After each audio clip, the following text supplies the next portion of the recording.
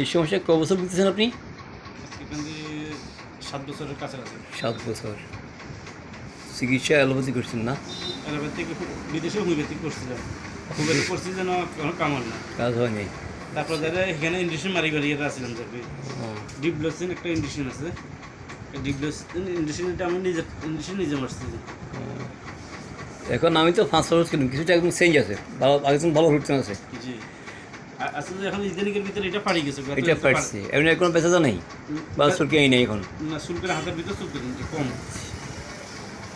আচ্ছা ঠিক আছে। এমনি আগে তো আরও অনেক মোটা হয়েছে এটা এবং কালো হয়েছে নাকি?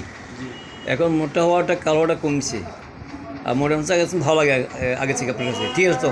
জি আচ্ছা আরও ভালো হবে না, কোনো সমস্যা নেই। ঠিক আছে।